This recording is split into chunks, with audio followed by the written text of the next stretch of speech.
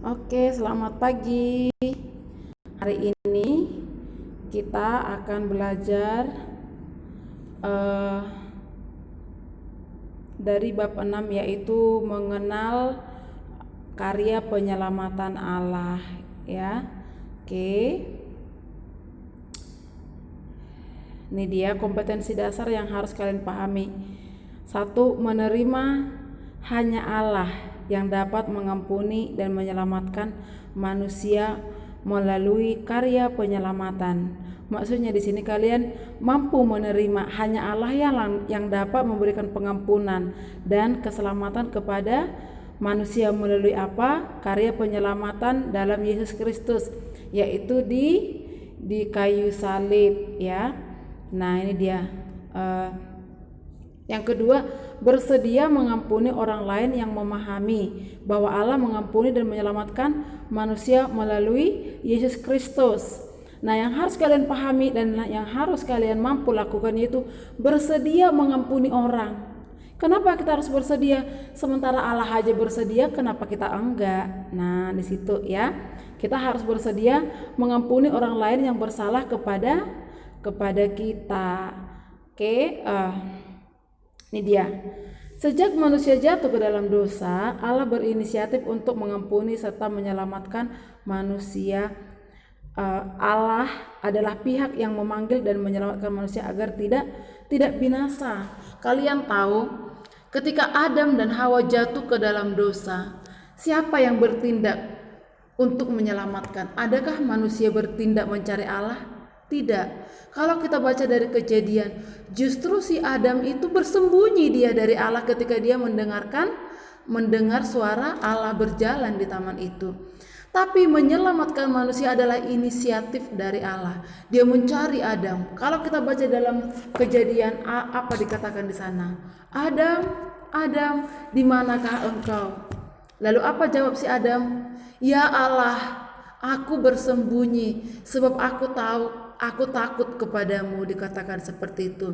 Jadi dengar baik anak-anak, keselamatan yang kita peroleh itu adalah inisiatif Allah untuk mengampuni kita serta menyelamatkan kita. Ya. Oke. Ini dia.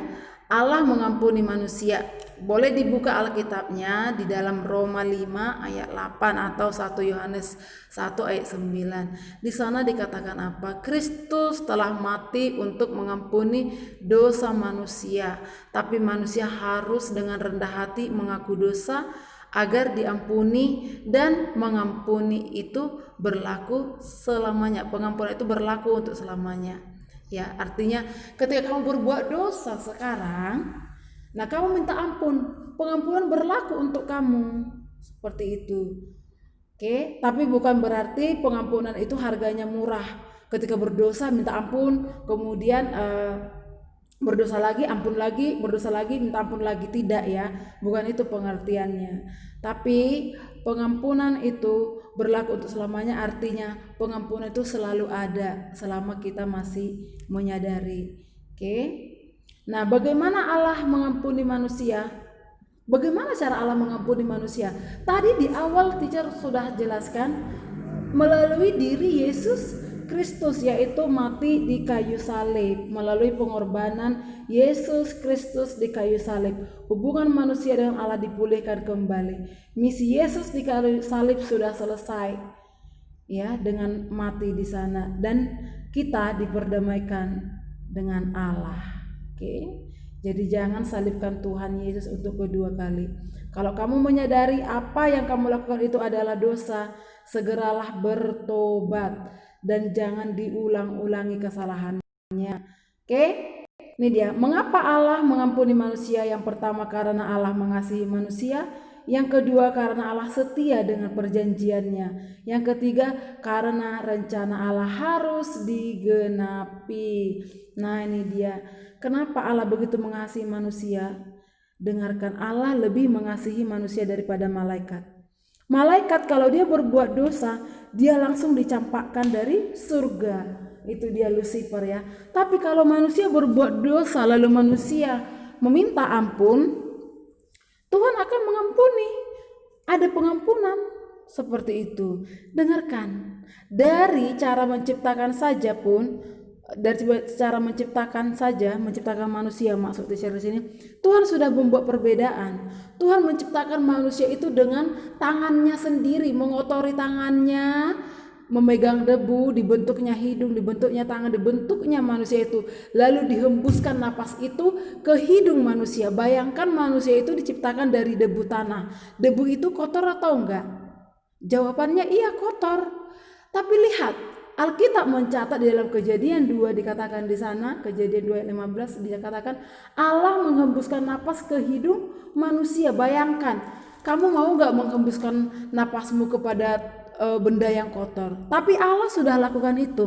Makanya Allah begitu mengasihi manusia.